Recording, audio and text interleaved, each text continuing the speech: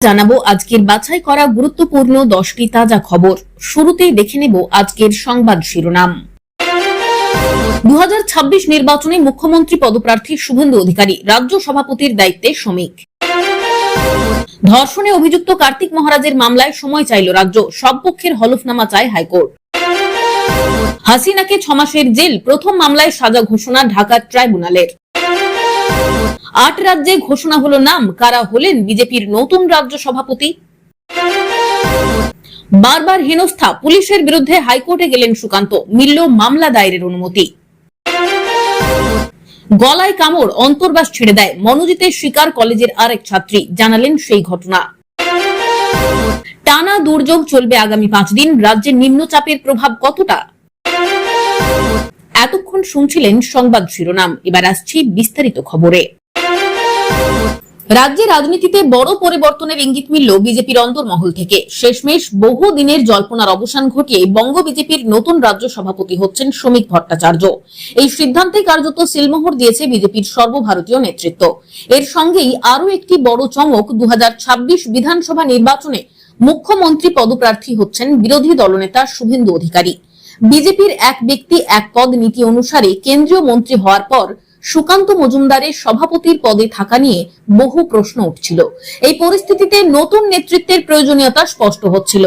দীর্ঘ 1 বছর ধরে সেই জল্পনার অবসান ঘটল সোমবার, যখন শ্রমিক ভট্টাচার্য দিল্লিতে জেপি নাড্ডার বাসভবনে গোপন বৈঠকে যোগ দেন। দলীয় সূত্রে খবর, এই বৈঠকেই তার নাম রাজ্য সভাপতির জন্য চূড়ান্ত হয়েছে। নির্বাচনী আধিকারিক রবিশঙ্কর প্রসাদও ওই বৈঠকে উপস্থিত ছিলেন, যা এই সিদ্ধান্তকে আরো জোরালো ভিত্তি দেয়। শ্রমিক ভট্টাচার্যকে রাজ্য সভাপতি পদে আনতে বড় ভূমিকা নিয়েছেন শুভেন্দু অধিকারী। সূত্রের খবর, আরএসএস সুকান্তকেই রাখতে চাইছিল দায়িত্বে, কিন্তু শুভেন্দুর জোরালো দাবিতে সেই সিদ্ধান্তে বদল আনে বিজেপির সর্বভারতীয় নেতৃত্ব। এর থেকে স্পষ্ট, 2026 সালের বিধানসভা নির্বাচনের রণকৌশল তৈরি হয়ে গিয়েছে। সবচেয়ে বড় সিদ্ধান্ত, 2026 সালের বিধানসভা নির্বাচনে মুখ্যমন্ত্রী পদপ্রার্থী হিসেবে লড়বেন শুভেন্দু অধিকারী। আগের নির্বাচনে বিজেপি মুখ না দেখিয়ে লড়াই করেছিল, এবার সেই ভুল আর করতে চাইছে না পদ্ম শিবির। ফলে রাজ্যের ভোটারদের সামনে স্পষ্ট মুখ দেখিয়ে এগোতে চায় বিজেপি। সূত্রের খবর, এই প্রথমবার শুভেন্দুকে সামনে রেখে রণনীতি সাজাচ্ছে দল। বিরোধী দলনেতা হিসেবে তার জনপ্রিয়তা ও সংগঠনের উপর নিয়ন্ত্রণকে কাজে লাগাতে চাইছে বিজেপি।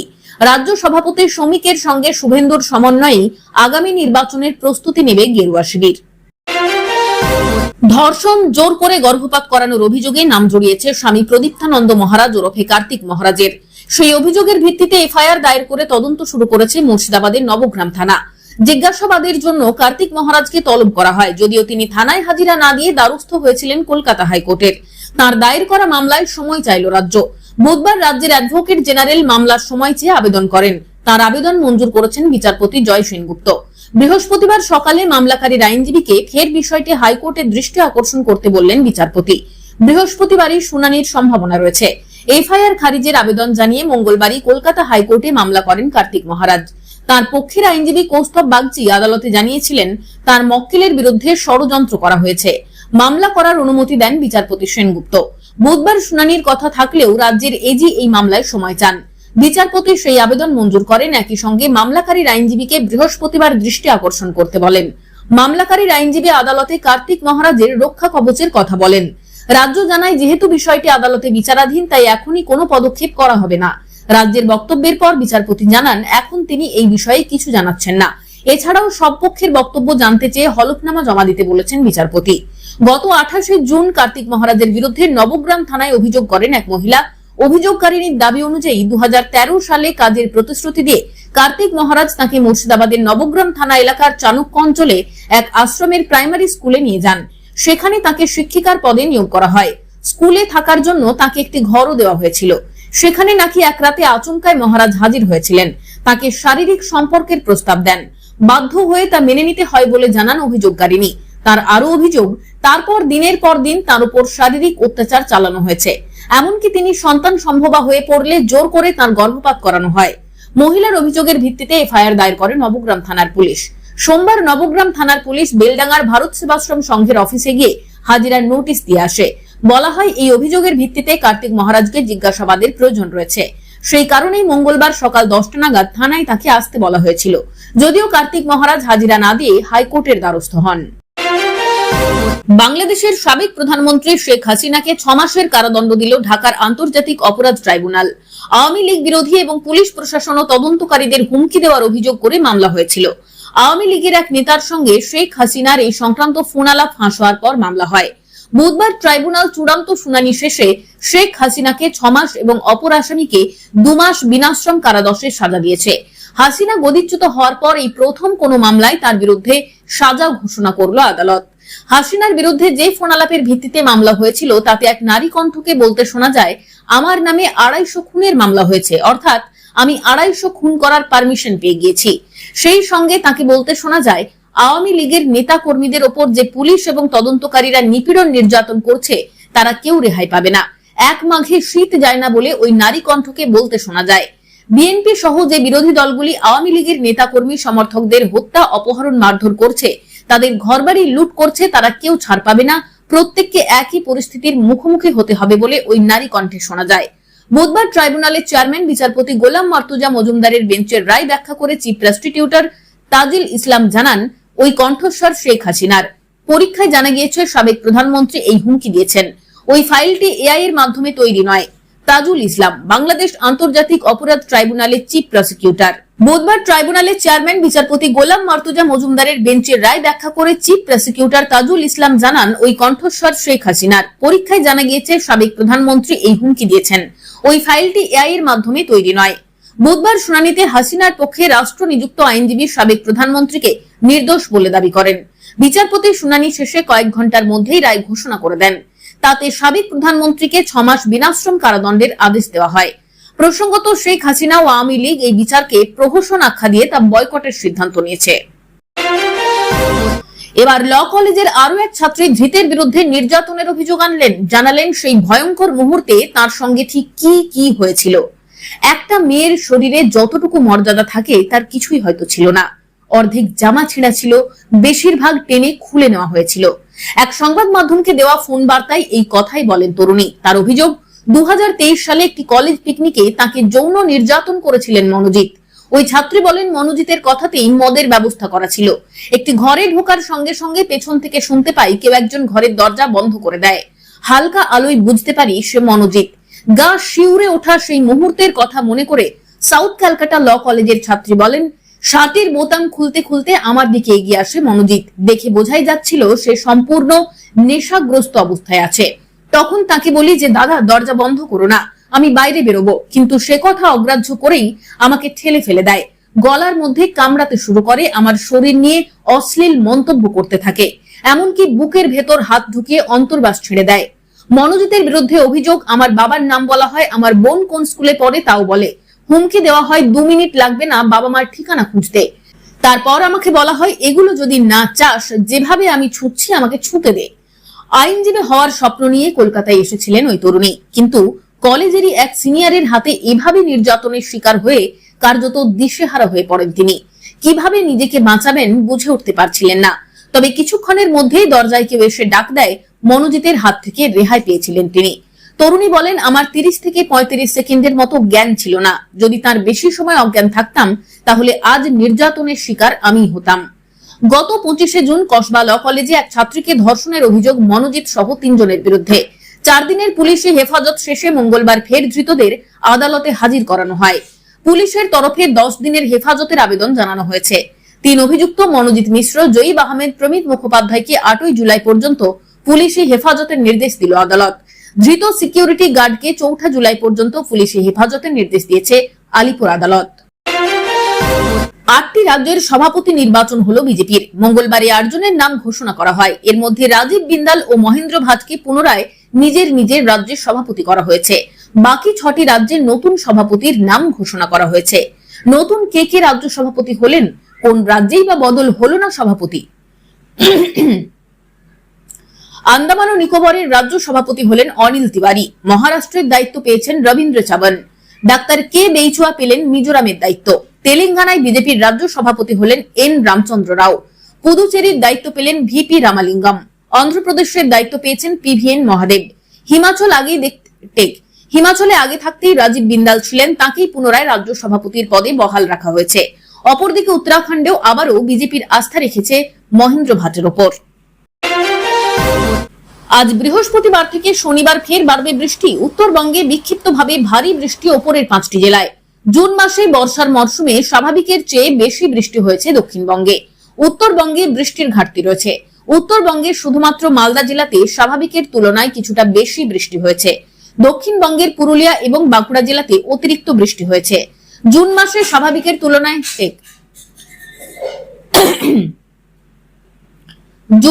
স্বাভাবিকের তুলনায় অনেকটা বেশি বৃষ্টি হয়েছে ঝাড়গ্রাম এবং পূর্ব বর্ধমান জেলাতে।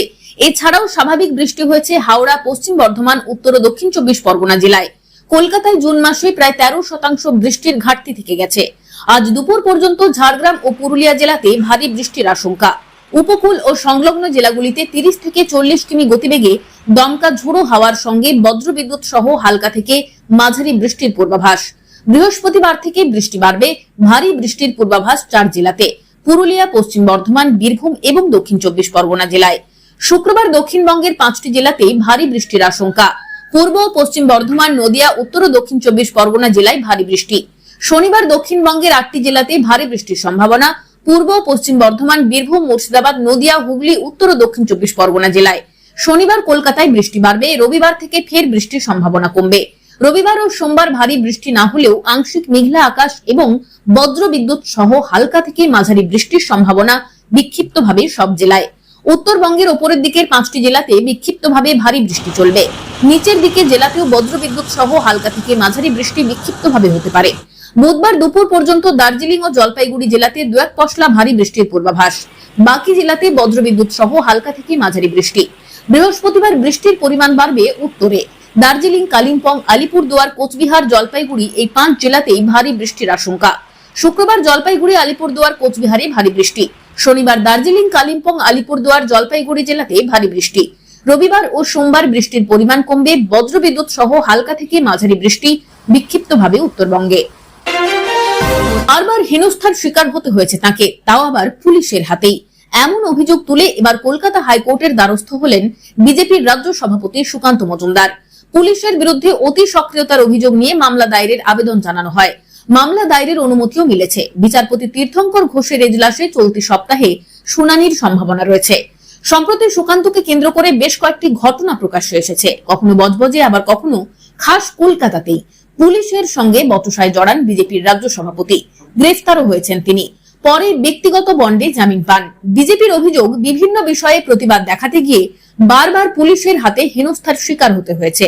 বুধবার হাইকোর্টে মামলা দায়েরের সময় বজবজ এবং কসবা কাণ্ডের প্রতিবাদের সময় পুলিশের ভূমিকা নিয়ে প্রশ্ন তোলেন সুকান্তর আইনজীবী।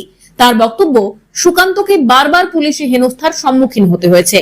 পুলিশের অতি সক্রিয়তার বিরুদ্ধে কলকাতার পুলিশ কমিশনার মনোজ বর্মাকেও চিঠিও লেখা হয়েছিল, কিন্তু কোনো জবাব আসেনি।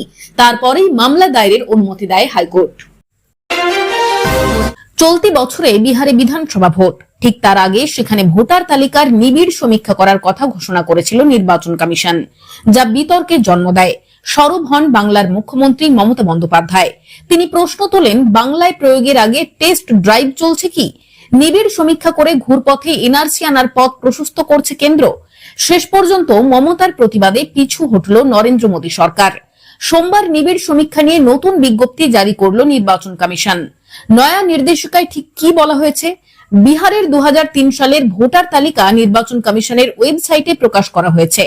সেখানে নথিভুক্ত 4.96 কোটি ভোটারের নথি রয়েছে। নতুন করে আর কোনো নথি জমা দেওয়ার প্রয়োজন নেই। 4.96 কোটি ভোটারের স্বীকৃতির জন্য বাবা বা মায়ের কোনো নথি জমা দেওয়ার প্রয়োজন নেই।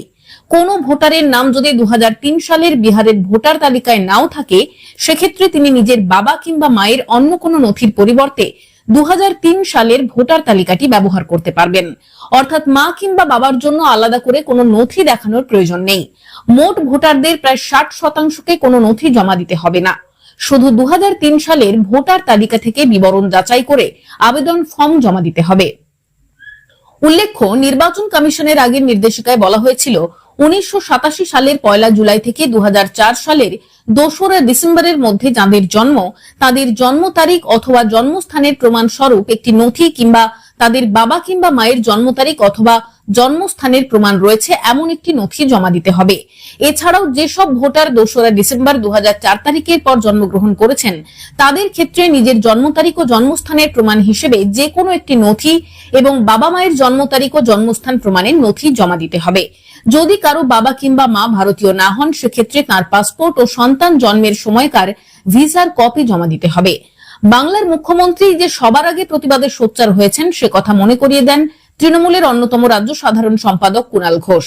কমিশনের নতুন বিজ্ঞপ্তি প্রসঙ্গে তিনি বলেছেন, মমতা বন্দ্যোপাধ্যায় এই নিয়ে প্রথম আওয়াজ তুলেছিলেন। অবশেষে তার চাপে কমিশনকে নির্দেশিকা প্রত্যাহার করে নতুন নির্দেশিকা জারি করতে হলো।